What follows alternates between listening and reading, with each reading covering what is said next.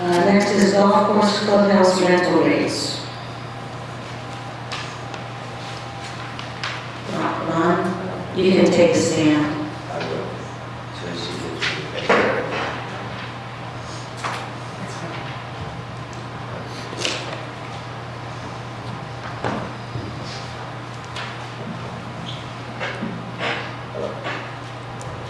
Hello?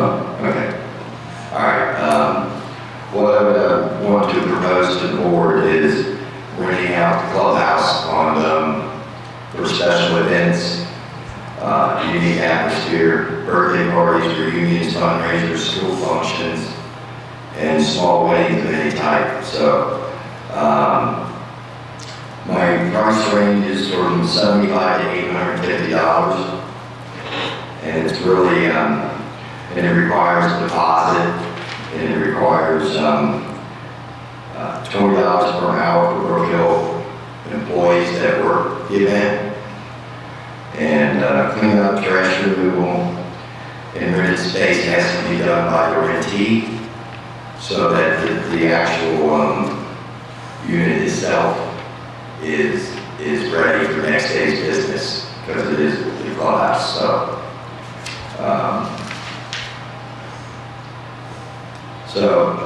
my rates are based on, for example, any team functions or any school functions. That rate would be free for the town, for schools, because simply they would do their parties at the end of the year, give out their awards, and I didn't feel like we should charge them to come in. So that's the first rate. The second rate that I have is a $150 rate for a 3-hour event based on 50 guests.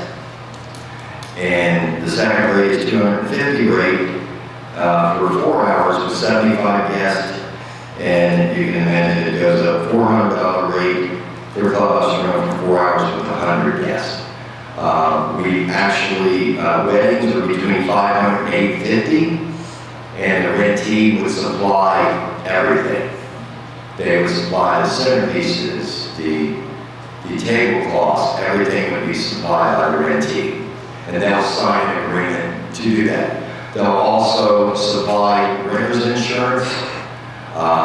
The golf course or the town has insurance, but they will underwrite a second policy based on their homeowner's policy for insurance, just in case something would happen.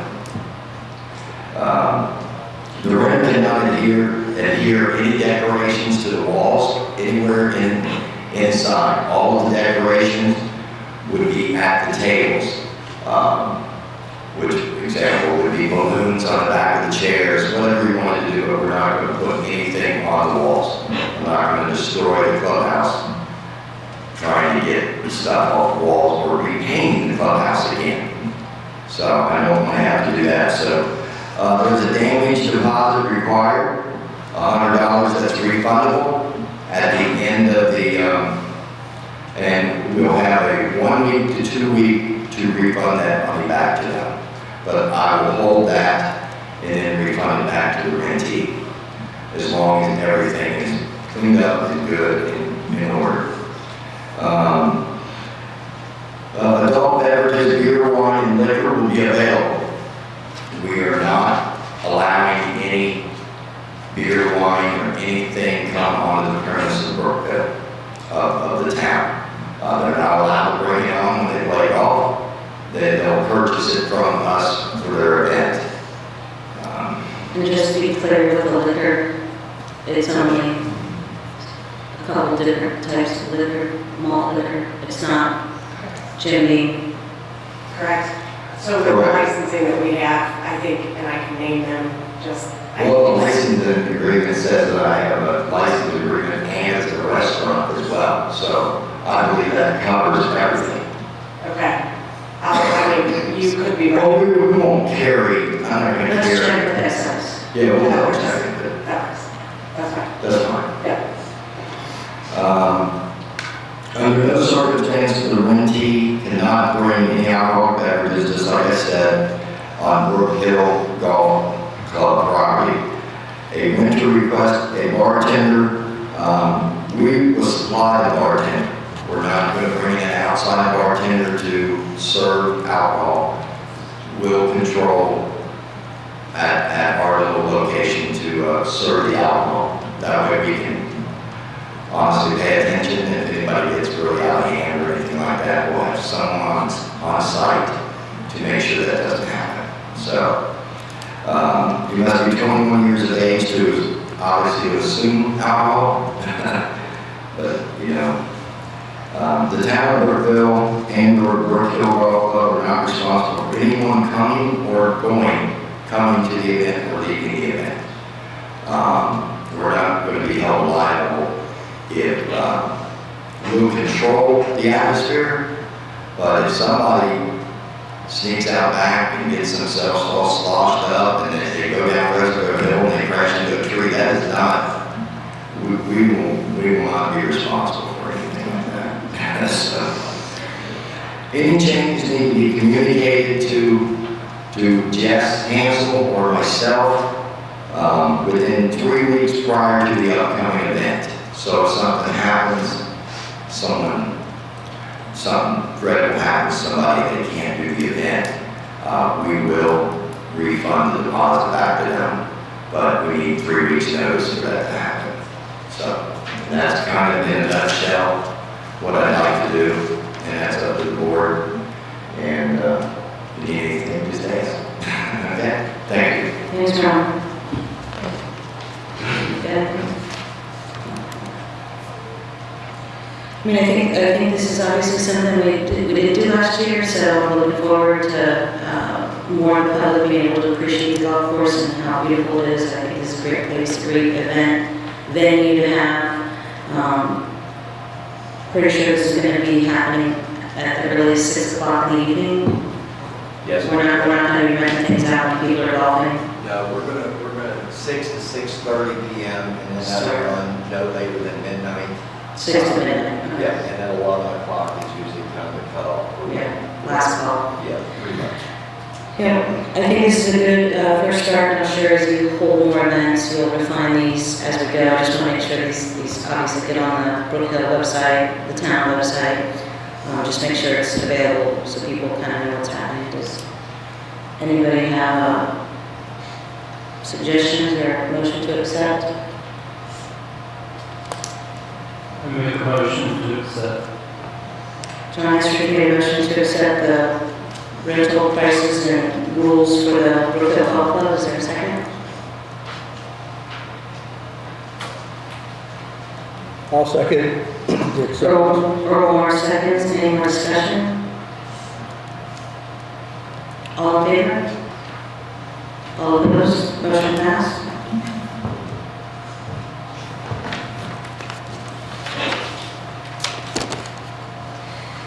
Next is Fire Chief Shires, Fire Department non-payment.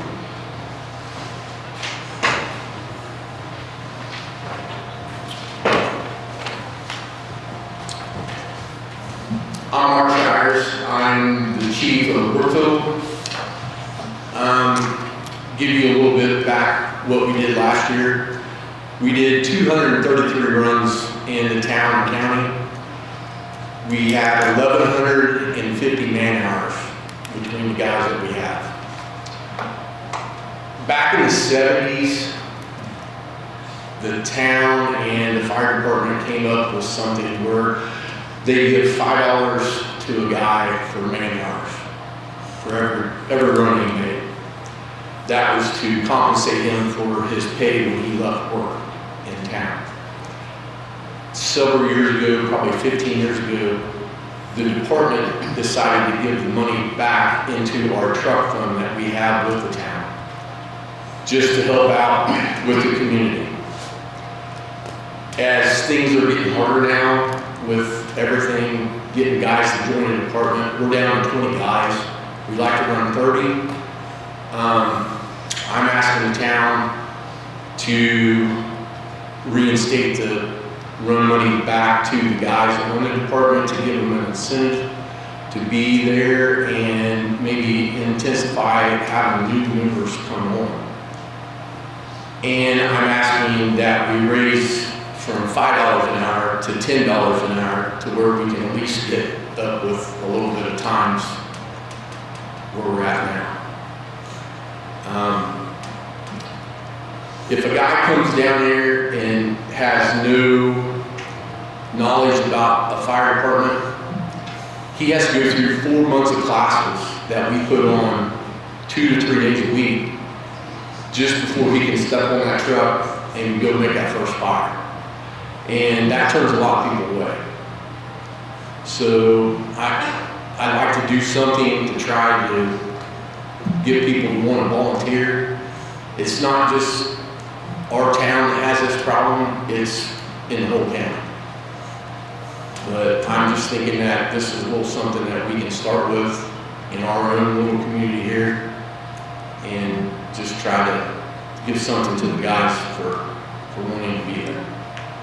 So, let me make sure I understand. The first thing you said was, so usually you get $5 per run per guy, and you give that back to the town.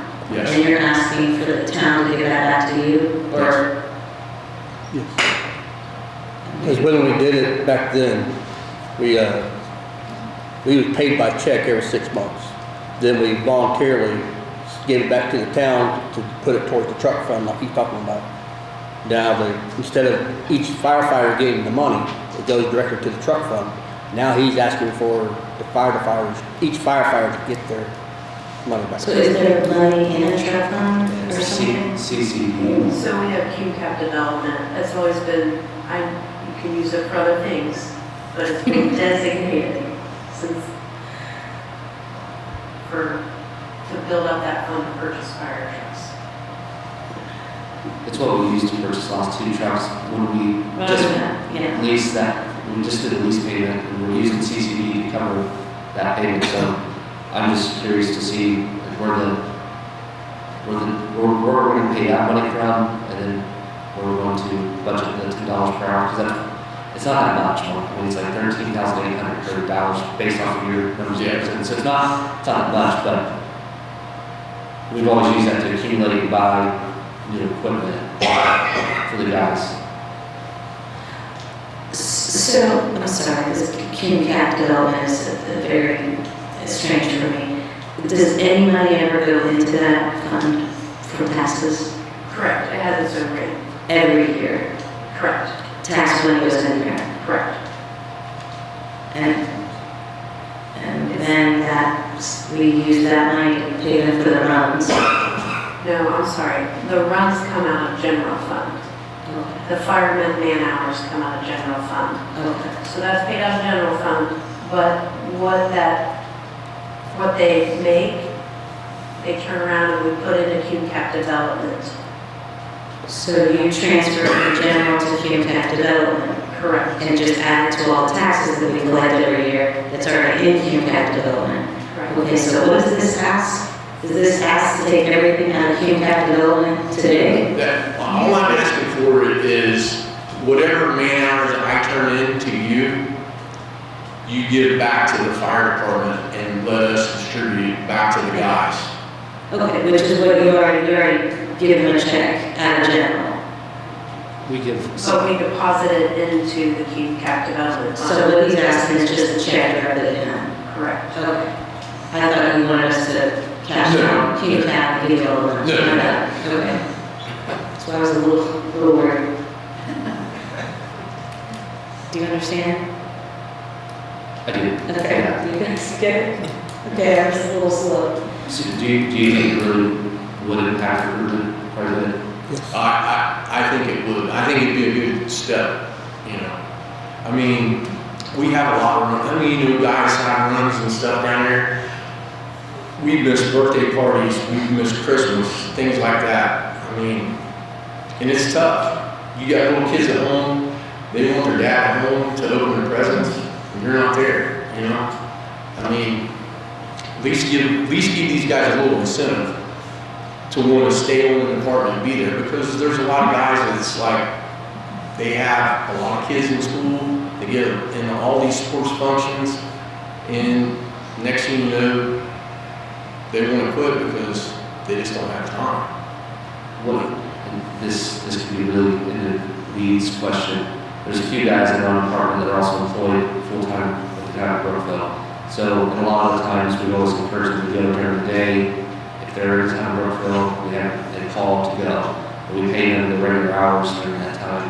When they get paid twice as per run, and then also there's a salary from being employed in town. So, I'm not sure how, the only way you could work that is if the runs was made during the work hours of the town. They're already getting paid, so that could be taken off of them employees. I just don't want to set up a situation where it goes to the point of issue, where they're getting paid for one job, they're performing as a firefighter. We'd have to stay there. We're only talking about $10. Right. But still, Yeah. from state board of accounts perspective, No. twice in I the understand. one job. So this is not going to impact the lease payment for the ladder truck, right? Just what, I mean, it just wouldn't be whatever amount they get on an annual basis from the general fund for the fireman man hours.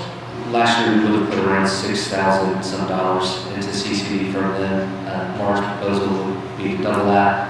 So deficit would be $6,000. It's not a big deal from CCD's perspective in regards to the lease payment. Yeah, so I just want to make sure. So how would you monitor the hours? So after every run, we do a run report, and the hours that we spend is on that run report. And I do our run reports once a month because I have to send them to the state to keep them compliant with, all laws.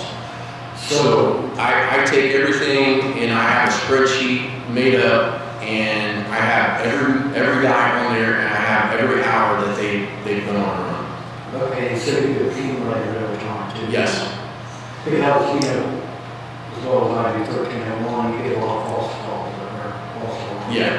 So I didn't know how you would figure that out in the pay. You just accumulate it onto. Yeah, on the run sheet, usually like for a Fairburg, Yeah. we at least put down 1 hour for the run. So, Has that decreased? Because I know in previous years, there were so many just false or frivolous or kind of wasteful. Terry, we put a ordinance out for the police for false calls, X amount per year. Has that decreased since then? Fairbrook has went down quite a bit, You'll get 1 month, you might have 2 runs up there, you might get next month, you might have 4. Just depends on, sometimes if they get a new person in there and they don't know how sensitive the system is, they'll burn something and not realize it, and it sets it off big time. My thoughts are that the fire department, they do several fundraisers throughout the year to help offset the town of Brookville's expenses. They bought the brush truck out of their own funds, their Kubota trailer out of their own funds. I think they do a lot for the town of Brookville. And it seems only fair that firefighters get something for missing work, because oftentimes a lot of them do clock out during the day, fire gun, and Aaron clocked out, went and up there, so didn't get anything for us. So I think it's fair to compensate them a little bit, and I don't think it's going to create any hardship on the town whatsoever with the amount that you're talking about. Is that a motion? Yes. Curtis made a motion to up the run from $5 to $10 and provide that money from general straight to the fire department. Right? Yes. Is there a second? A second. Earl seconds, all in favor? All opposed? Motion passed. Thank you. Mark, does the firefighters, do they still get their $50 allowance, holding allowance? Actually, we get 100. 100 now? It's been $100 since the 70s. Okay. So, Is that too low? Too low, still? Twice a year? no, Once a year. Yeah, that's all we've got for 15 years, you know, is $100, so, but, yeah. One thing at a time. Right. How was your last breakfast? Did you do well? Yes, our breakfast is doing very well. We bought new hose for the trucks, things like that. We're looking at some new extrication tools for the truck. I have more hose on order because some of our hose is like 20 years old, so it's time for us to, you know, get up to date. I mean, we have some of the best equipment around, and I like to try to keep up as much as we can. That's why we do these fundraisers down here, to give back and try to buy what we can with what we make. Thanks, Chief Sheriff, appreciate it. You have one more this month, correct? Another one in March? Yes, Okay. I believe it's March 12th. Thanks. Next is Police Chief Mitchell, Personnel.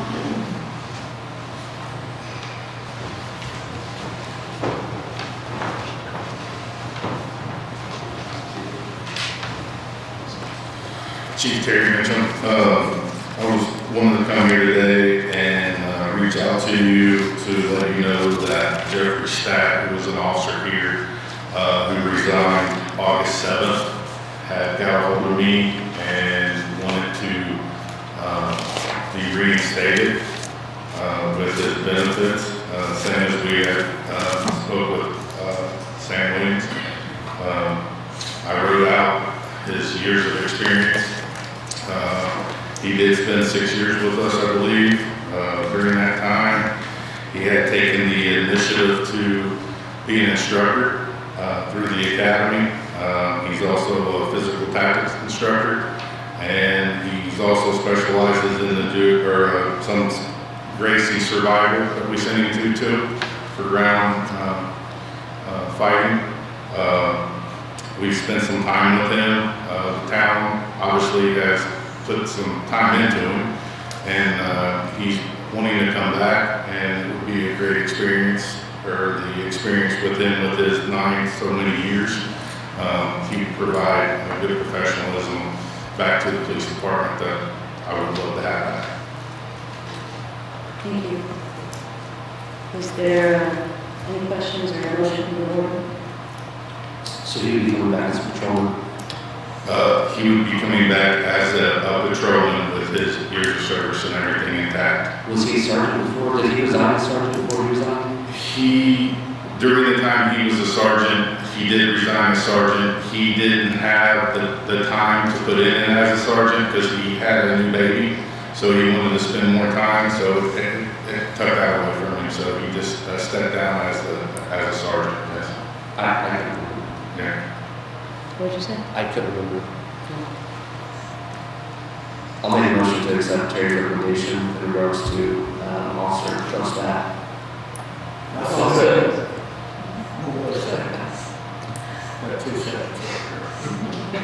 Curtis made a motion, Chuck seconded.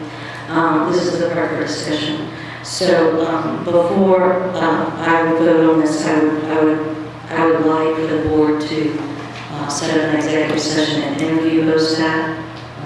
That's our job, is to interview people before they are offered a position, and I would like to be able to do that considering he's been gone from this department for 7 months, 8 months, something like that. I just think we need to do our due diligence to interview him. I think Bo's experience with town of Brookville was impeccable. As Terry mentioned in his letter, he had no issues that were brought to the chief's attention or the town board's attention. I think with the lack of officers that we have over the last several months, I think it's important for us to get good officers back, and for those officers to not have to go through a training exercise. There would be nothing additional that I would add in an executive session that would change my opinion of Bo being brought back on as an officer. I don't think it's relevant. I think that it would just delay the process. And we already know Bo, and he's already fit well with the town before my, motion stays intact. There's 3 board members, just to make sure that the record stands here. I don't know. I've never done go talk to them. At the end of the day, if we're going to trust Terry to do his job, and we're recommendation back, then trust Terry to do his job. He's the one that's going to supervise them, not the town board members, and if he's recommending him and his service reflects the type of service that he did, once again, my nomination for my motion has been made. I believe that our department heads are put there for a purpose and that we ought to rely on their recommendations. I think we ought to approve what they're doing. If I was to interview Bo, I wouldn't, I'm not qualified to interview as a police officer. So, I know he did a good job when he was on, so my mind would not change either. Okay. Do you have anything? No, I don't have anything. I mean, he did his time, but he also been gone for 8 months. And I'm not saying that he's not bad, good or bad, but police officer. I'm saying he did a good job while he was here. He'd been gone for so long, though, if that was my employer, they'd say, well, you got to start all over from scratch. We're not asking for him to start all over from scratch. We're asking you to talk to him. Well, I can assure you that his experience, I've been doing this for over 24 years, so if I was gone for 6 months, at home, not doing my job, I can still come back as I did and still can continue to do my job. So I don't think that time frame with Bo is going to hinder his experience of the years that he continues to do the job. He's a very professional young man. I'm very proud to want to recommend him back as same wages. People know both of those officers. They know the area. They know families. They know the roads. They bring that to the table. I actually was going to have both officers start Monday because I believe we get paid Friday, so they were going to start Monday. Thank you. One more thing. Well, longevity, he wants his back 80 hours of vacation time. Being that he's been gone for 8 months, how about cut it down for 40 hours for the first year back, then build back up to 80 hours next year.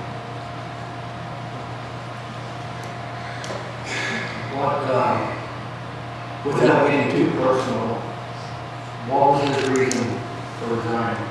Did it have something to do with somebody else? I think we should talk about that in public meeting. I agree with John. I think the motion's been made. That's why I asked for an executive session for an interview. The motion's been made. There's a second to. This is the discussion part, Curtis. And now I'm And going the to rest is- call the question and then Robert rules of order. So there's been a motion made. Terry has requested to replace Bell. Is there any more discussion? Terry has requested to do this. You're out of order. I'm running the meeting, Curtis. I just asked if anybody, if anybody had any more to say. And I'm Curtis. discussing, Bridget. You're just restating everything you've No, already said. you're cutting me Please, off. Mr. Ward, You please. have cut people You're off. out of order. You're out of order. So I'll continue to talk. Terry has requested this, and this is saving the taxpayers money by not having to put them through the training, the exercise, to get some experience also. Thank you, Mr. Ward. You're restating everything you've already said. Is there any other board member that has any more discussion? Bridget, No. be respectful of the people when they talk. When Terry was speaking, you're cutting him off. When John spoke, you cut him off. When Mark was speaking, you cut him off. You're cutting me off. Those in favor say aye. Aye. Those opposed, say nay. Nay. The motion passed 4-1. Thank you. So I don't know what. What about the hours of vacation? What are we going The to do? motion passed to hire The motion passes, Terry presents. Jeffrey Stack to be hired back at his regular benefits with 80 hours of vacation time and longevity pay as he left 7 or 8 months ago. It passed. It passed. Just one more question before you leave. What's the status of the body cams? When are they going to be put into service? They were delivered the first of this year, it's now March. So what happened was that when they had sent the bill, they had, I guess, thought that the town was doing a yearly payment for 5 years. I think me and Gina had talked about this already, and the grant that Assistant Chief Mike Strait had applied for and filled out, we got it for, I think, a little 6,000. 8,000, so that had taken off that price. I had talked with the assistant chief to see where he was at with the Axon, and he did reach back out to them. I think it was like 3 or 4 days ago. They said that maybe there's a communication issue. He looked at the order. He did not see anything in place for sending a instructor down to certify us with us, but we're also in the process of paying the actual bill, because I think we're, instead of doing a monthly now, or a yearly, we're doing the whole thing off at one time. Is that correct, Gina? I think we have to, we budgeted for it, and the body cam grant is a reimbursement grant. So we have to prove that we're paying that invoice in order to receive the reimbursement. So basically the process is, once we get through the process, we have the grant now, they're sending another invoice, we'll give that to Gina, we'll move through the process of getting that paid, and then work with them to get the instructor in here to provide that, so we can get the guys streamlined and get them out there with their body cams. Okay, roger that. So it's the 2nd of March. When are they going to be in service? I can't answer that. I don't work for Axon. I'm at the mercy of. So right, at the last meeting, you said you were waiting to get a trainer, so I'm just wondering, when is the trainer coming? We reached out to them. He said that he will put that order back in again, and that they would reach back to us. So I'm at the mercy of them. I can't make them, all I can do is reach out to them. If there's any way that you can just tell the board when you actually have the trainer scheduled, that would be great. That way we'll all know exactly when it happens. Okay. Can we do that? Yes. Thank you. Yep. Next, we have Tom Henning, recreational development.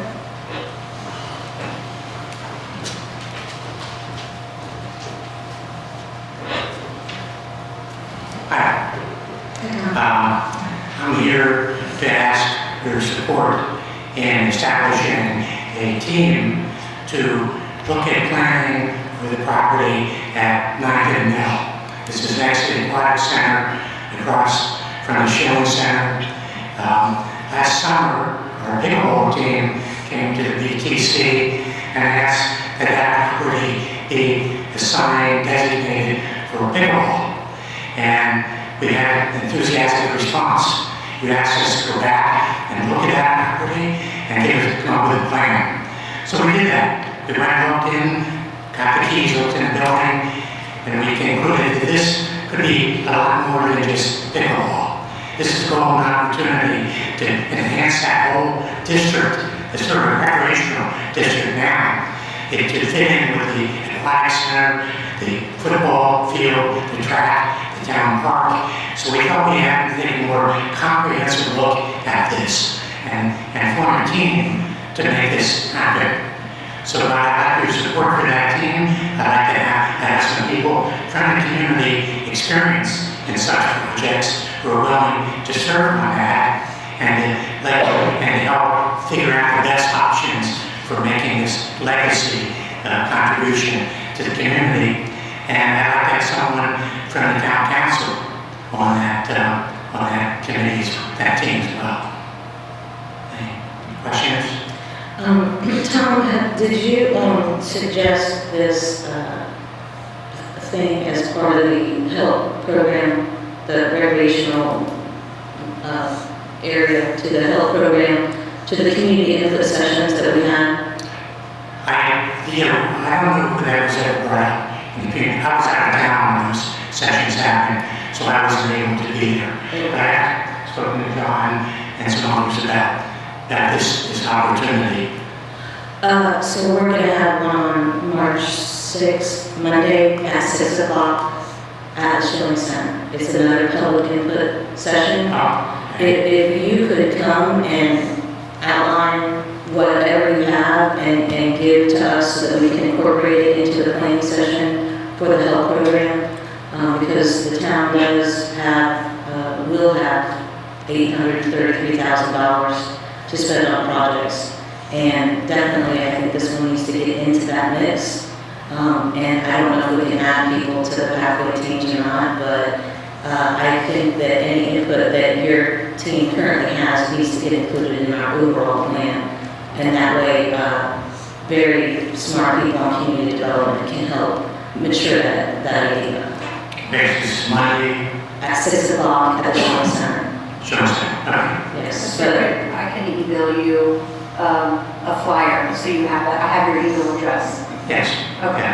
But someone on that question, but we were told at the time when we looked into this that the building there, the old maintenance building, was going to be demolished.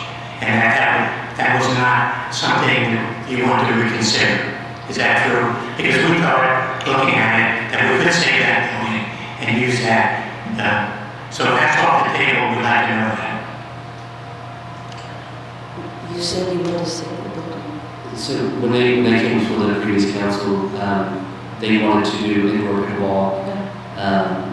The purchase agreement that we have with the county, is that that property is not the town's property yet. It's not really the county's property yet because they haven't got the deed for that property because it's still in NDOT's hand.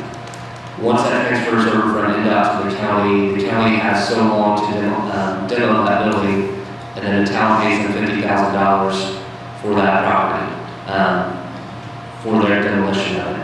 If we were to consider keeping that property, we would have to redo that purchase agreement and amend that, because right now as it stands, we're paying for that property back onto a seeded grass area. So we would need to amend that if that's something the council would choose to do. We were told by NDOT, we had the county, Tom looked at it, and we had other people in construction look at it, and it was determined that the building would not be suitable to rehab. It would cost too much to bring it up to standards for today's ADA compliance, etc. Just safe standards. It would just be too much. And then there was oil tanks and stuff underneath there that we have to address when we did that. So that's why we let the county dispose of that property and just get it back to us as a vacant piece of ground so that the town can decide what to build back on there at the appropriate time. Okay, thank you. So, just to answer your question, I would like to be on that committee if it's separate or whatever. I want to have input into that committee, and I guess I'll do the same as the other volunteers of the town board. If anybody else wants to sit on the committee with Tom, let me know afterwards. Thank you. Thank you. Next, Don Barbion, the trail kiosk.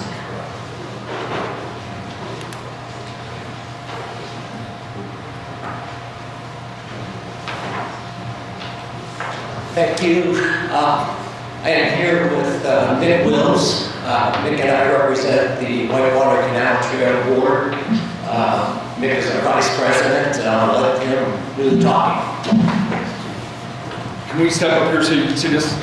Here, Dr. Ford, hold this. Can you just bring mine with you? To hold that down. You got it. It's on. All right. This is, here, I can't point now. This is Progress Street. This is 7th Street, corner of St. Mary's. This is 7th Street. Oh, no, sorry, St. Mary's Road Bridge. Owens Corning, Peggy Liquor, the police department, so you know where it is. Rosenberger's parking lot. The road behind there, and if I use the word we, that is Whitewater Canal Trail, we own over half the parking places on the back of that building. In the town, it was always, did the town owner, did we, but we own over half the parking places there. We want to donate that to the town, and it was started right before the pandemic. And we actually had some papers written up and McMillan's were working on it. We want to know who to work with on that. So it's not, and we will pay for all the fees to get transferred to the town. These were old parking places for Spirit Rubber years ago. This was the parking lot. So we want to turn this over to the town, the entire thing. The only thing we're asking for is to put a kiosk at the end of it. And it'll be a community kiosk, and it'll, let's flip the page.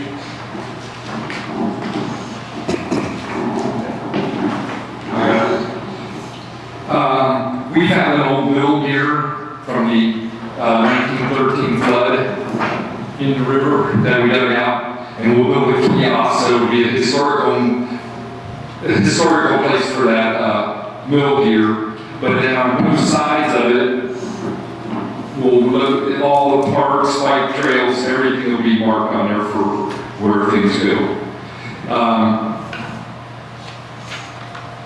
We will cover 100% of the cost of the transferring it. McMillan's had it done. The question is, who can we work with on this project to get it all transferred over to the town? And it's a conflict that's been going on for 20 years. Eddie Knapp used to own the property, now we have the town thought they own it, but it is clearly, it just coming up and we're going to give it to the town. How many parking spaces does that thing encompass? 29, we own 15 of them. No. How many will that? 3 of them at the end, Yeah. and then they're really narrow, they're really short parking places. And that's not the beginning of any trail that, It'll be the trailhead. A lot of towns are doing these now. It's a central location where tourists can come park there, go to all the restaurants and they can look there. It's not a trailhead for a trail. we're not going to make a No. path down to the No. actual trail? No. Okay. This is just telling you about the trail. Yeah, and it's about this trail, it's about Brookville Lake, it's about the town park, it'd be about the dog park, et cetera, et cetera. Okay. And when we get into the dog park discussion, we have room for that if you want to include us in that. The base of that will be here because we're all. That'd be great. That we can work with you guys on that. Yeah. So, Is it a lighted sign at all, the electricity? no. And we will have to, we've all looked at it and we have to have a setback for turns there also, so you don't block visibility and everything else. So if you look at it, it's set back a little bit for the turns. But it's, if you know the parking places turn out there and it'll clean up that end of the parking place where people park out there. Or do you anticipate any deed restrictions or any restrictions on the donated property to the town? Like Randolph Park, for example? No, none that I know of. Yeah.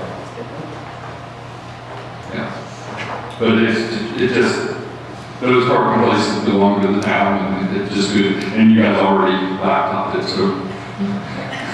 You're welcome. Would there have to be some type of easement on the deed work, I guess, to allow them to place that on town property? Like, I don't know. And that's what the attorney had tried getting easement onto it. Okay, Yeah. Makes sense. Good question.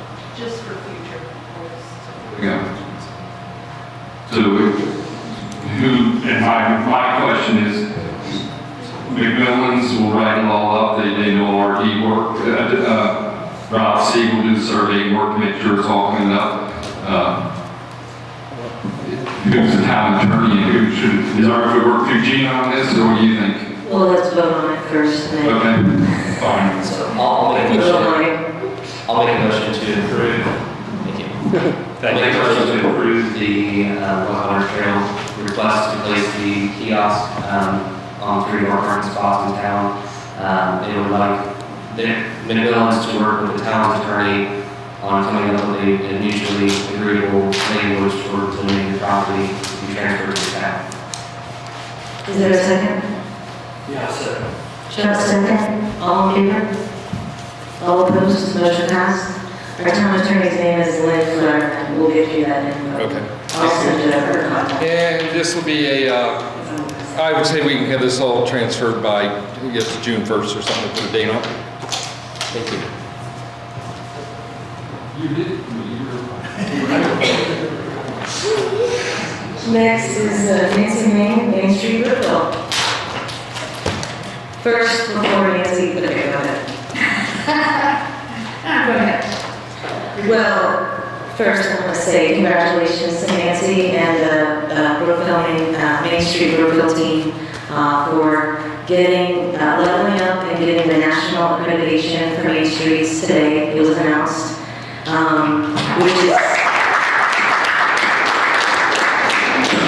absolutely amazing that this community was able to do that, and that definitely is a result of years of this community and so many different nonprofits and so many different organizations coming together on so many different things, but recently, the past couple of years, huge push. The Missouri Main Street Grant obviously was a big push there, and I just was amazed at the meeting to level up all the different community leaders there. It was a sight to be seen, and I was glad to be a part of it, so I just want to say congratulations on behalf of the whole council. Way to go, Nancy. And Brian. He's not there, okay. And Gage and everybody And else. everybody else. Exactly. Thank you. And what I want to share is this, and that is, as of today, there are 121 Main Street organizations in Indiana, and there are now 17 nationally accredited Main Streets. That includes 17 nationally accredited Main Streets, of which Brookville is one. We are the smallest nationally accredited Main Streets in Indiana, so we do have bragging rights. But the key point that I want to share with the Brookville Town Council is this would not have happened without the partnership and support of the Brookville Town Council. Oprah made that very clear to us. And thank you very much to those who attended the accreditation on-site visit. So thanks very much. It's a huge win for Brookville and Franklin County. So thanks. So I'm Nancy Main. I'm the Executive Director of Main Street Brookville. And I'm saying this for the benefit mostly of Dawn. We are a nonprofit, preservation-based economic development organization. Our mission is to do our part to improve the economy and quality of life of our community and surrounding area. The reason why we are a preservation-based economic development organization, why we apply that approach, is because it works. It has proven to work over the last 40 years. And you have in front of you the, pull up the wrong one, 24 reasons. 24 reasons why preservation is good for you. If somebody will hold up what it looks like, yeah, right, that. So if y'all would be so kind, I could stop things off to you, but that will explain much better than I can as to why preservation-based economic development works for the betterment of our community. It improves the quality of life. It's proven to increase economic development and property values. There are many facets to economic development in the community, and this is why Main Streets work very closely with the towns. And the other aspect of it is the Historic Preservation Commission is a part of preservation-based economic development. And if you want to see proof, all you have to do is just look at Madison, because they were one of the pilot communities that was brought in 1977 to prove preservation-based economic development. So, with that, we are, the nonprofit part is we depend upon grants and donations for our sustainability and to be able to do what we do. And I have here in front of me a check from Franklin County Community Foundation for $10,146.18.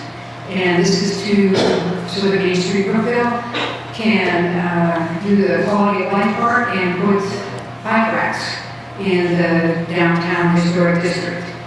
So I would first like to thank Shelley and her work that she does with the Frank County Community Foundation that makes this all possible for the improvement of our community.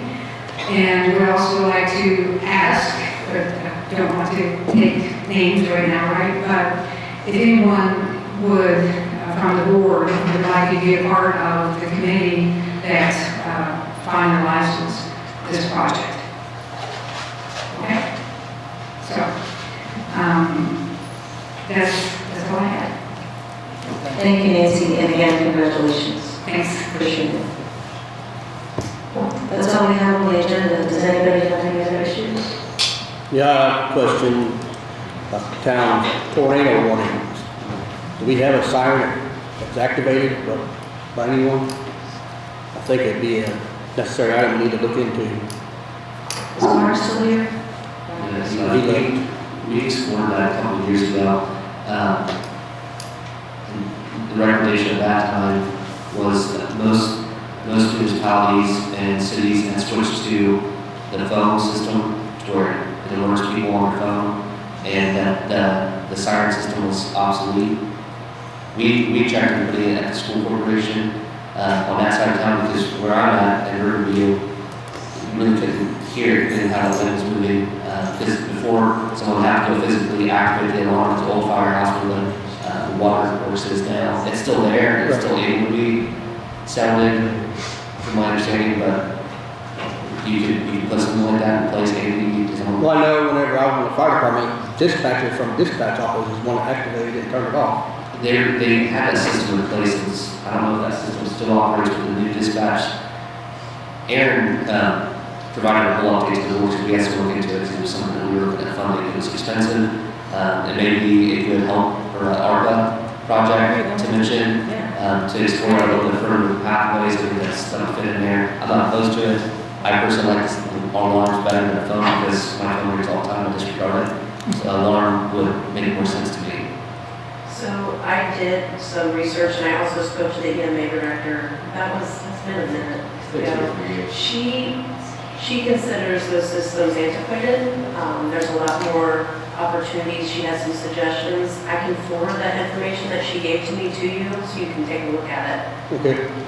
Just to bring it back up to discussion, but at least, and I think even at that time, she was willing to come talk to council and give her ideas or suggestions, and as an alternative to a siren.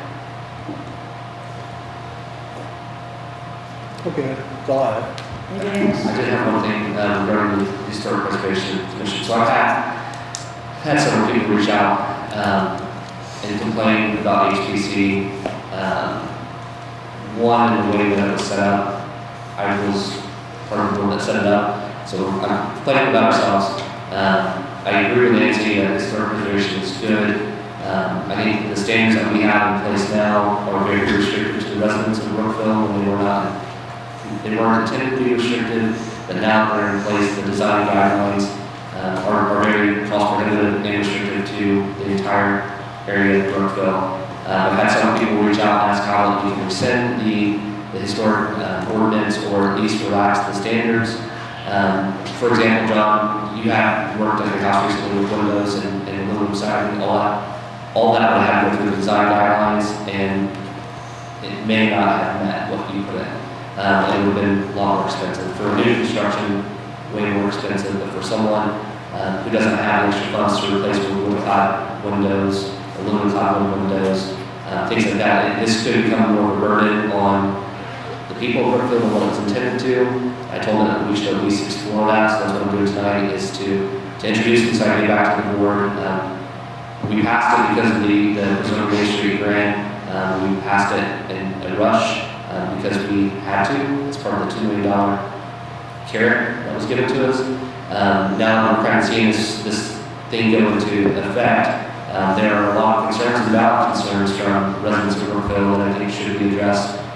It may be an information meeting with Jared to see, one, if we can relax the standards for some of the people, some of the areas of Brookville and reconsider, or two, if it's just cards left to gate, now we're going to deal with it what can we do for the residents to offset this impact that we push through without having all the information. So my first question is who approved these guidelines?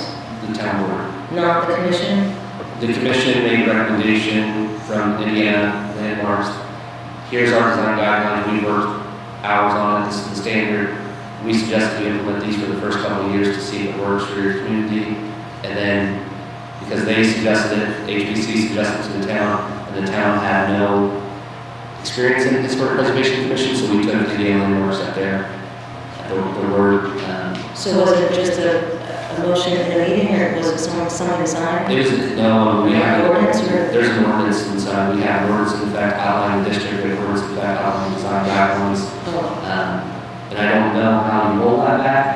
That's why yesterday everybody really asked me, how can we change this? I don't know. I don't know if it's too late. And I agree that historic preservation is an absolute essential for communities.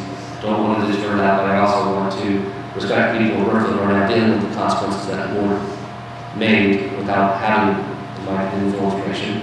And I want to do my part and hopefully aid them in some sort of answer. I don't know. Can I address? Sure. So the discussion on this would be great. I think it is wonderful for the community board involved in this and discussion. I want to say that my original thought was to also to limit the HBC, the overlay district is what it's called, to more to the commercial core district, downtown district that we have. But I'm going to the camp training, the Indiana Landmarks Preservation. I realized the positive impact that it would have on the community to have the Brookville Historic Preservation District was established in 1975. It is one of the largest preservation or historic districts in Indiana. Okay, so just wanted to kind of preface all that. And but after going to the preservation, I can see where there are benefits to keep the HBC Historic Preservation District to our Brookville Historic Preservation District. The key basis for that is if you reduce down the historic preservation district, it reduces the economic development impact on the community based on the work that you have here. But I understand the concerns, and I agree with Curtis that to engage in community conversation is a good thing. One issue that people don't know is there. So you don't have to pull a permit to replace your siding or replace your windows. But if you do, and you don't go through HBC, they can actually make you remove that and do it again up to their standards.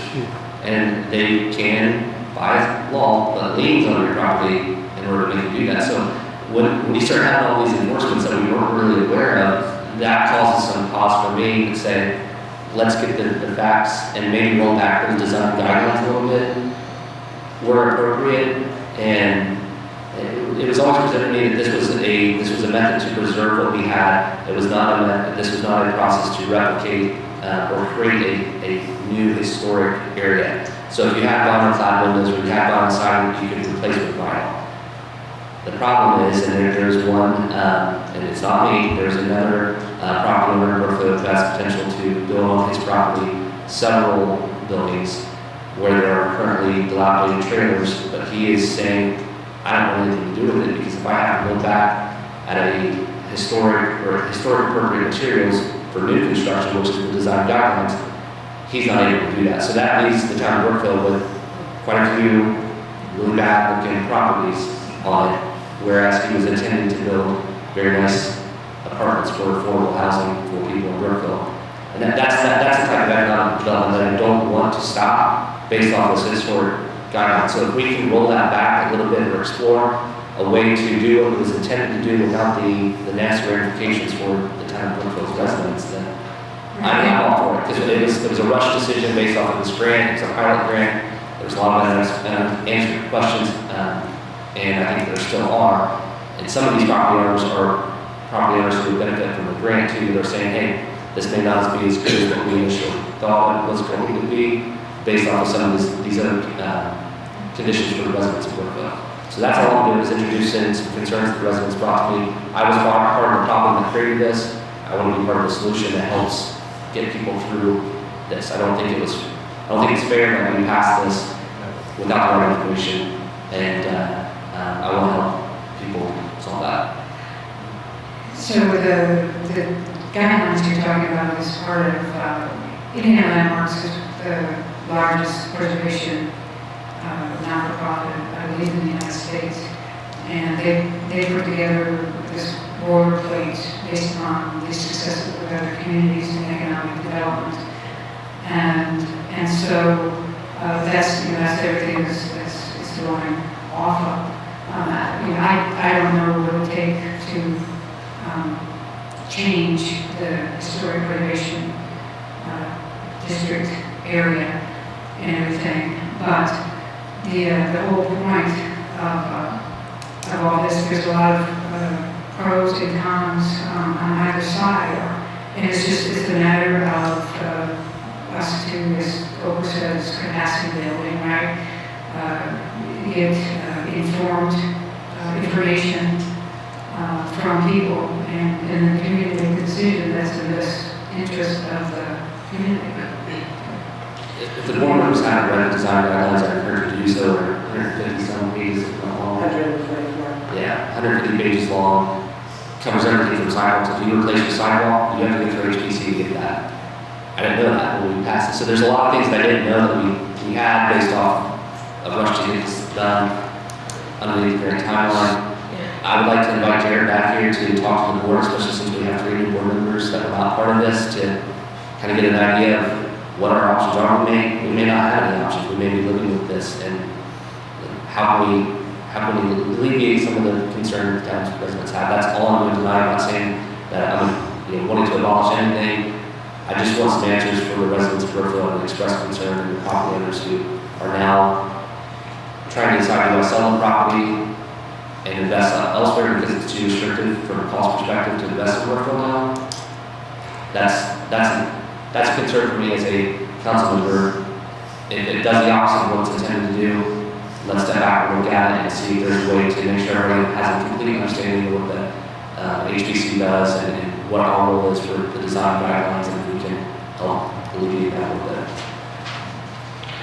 Can you get Jared to come to the next meeting? I can, and I will say, I mean, for the past at least month, I have been working on exactly these issues. I know the information wasn't put out there in the beginning, so I'm working backwards. And then I will say too that I believe that changing the guidelines is up to the HPC. So they are guidelines. We are following them, but we can, veer from them, So I would think, in my opinion, it wouldn't be, I think having Jared come and having your HPC members present is probably the best option. I also think that it would be nice if he could have a public informational meeting. Sure. Just to explain. I mean, I know Curtis has issues with some, but it would be nice to hear from other people. Also, what their questions are, he can help answer that. Again, Jenny Wills, myself, Nancy, all had a conversation today and actually sent emails back and forth today about doing a meeting. A public meeting. Yes, a public meeting. Informational. Yes. And trying to get that. Just to say what's out there now, so we all have the same understanding, and then we know where the problems are and see how we can solve it. I tell people all the time, I don't know. I don't know. It's a design guidelines, we were told to pass it, we did. We considered a lower area, but there was tax impacts for the, positive tax impacts for having an HPC across all of the town. There was grants that we weren't eligible now, or then that we're now eligible for residential uses, whereas before it was just commercial. So we thought it was equitable if we were going to make the commercial district have these standards to open it up and allow them, the residential areas, to also benefit from the the grants and the tax incentives just like commercial was, and then not. So I don't know, there's a lot of unanswered questions that I'm not comfortable answering to people now. And I just say I don't know, we passed it in a hurry, we didn't quite understand it. Are you guys okay with that? And Jerry coming and then also having the information? Are you okay with that? Okay. Let's go with that. Thank you. Thank you. Any other issues to come before the board? I did have one, sorry. I did have a couple people ask me about the sidewalk replacement program. We've done it for the past couple years. I just want to know that that's something that's going to continue. Doesn't the redevelopment do that? Or do we do that? So what we did before, it's $3 the town, it's part of the 2021 plans we did. We requested the redevelopment, allocate $50,000 per year, for sidewalk replacement, up to a 50/50 match. I don't know how much we That spent. was a redevelopment. What? It's- 50, not 50/50. We can, okay. And it was like 25,000, I don't think it was 50. Was it 50 initially? Might have been 50 initially, but I don't know if we scaled it back that next I year. thought it was 50 initially, so. Okay. I thought it was also a dollar, you approved dollar amounts. You didn't say 50/50, it's a dollar amount. Half, right? It's up to 50% with the dollar restriction, so Okay. those people were about 75% of the town's match to theirs, but it was up to a 50. Up to, okay, just want to make sure, because some people think it is 50/50, it's not, it's up to a dollar amount. I mean, it's a dollar amount up to 50. How much, do you know how much was spent on that, the report, how much was generated as a result? I mean, I don't think it was ever canceled. No, I didn't think that it was. I just wanted to make sure that it was still going to Who's in the continue. budget? I mean, you guys, we didn't get a packet that says who wants to do it, and then we'd approve it. We budgeted for it, right? I'm using edit, so I have an overall budget for edit every year. 200,000. So you can designate an amount up to, or just do it on a case-by-case basis, depending on the balance of edit. However you prefer to do that, that's completely your call. Can you tell us can you figure out how much we did last year Yeah, before we make that decision? right. And then we can talk about it again at the next meeting, if you don't mind. That way we have more information, that's okay. Okay, what else? Any other business to come before the board? I forgot to mention something while I was up here. 3 years ago, I started Shop with a Cop with donations. I believe we've got somewhere 25 to 30,000. With Shop with a Cop, we've provided over 100 some families, provided free Christmas for them. We feed them at that time. I'm starting to work on that. The board previously allowed that to go on, so for me to move forward, I'm asking if the board, if that's okay, to continue to do that. We set up a fund via ordinance, so I think the money's there. Yes, so there are still balance. I think it's a wonderful idea. I think it helps out a lot of kids. I don't see a problem with it, so. No, I think it's a great idea. You want to make a motion? Chuck? Yeah, I'll make a motion. Chuck made a motion to continue the Shop with a Cop program. Is there a second? I'll second. Earl seconds, all in favor? All opposed? Any other business?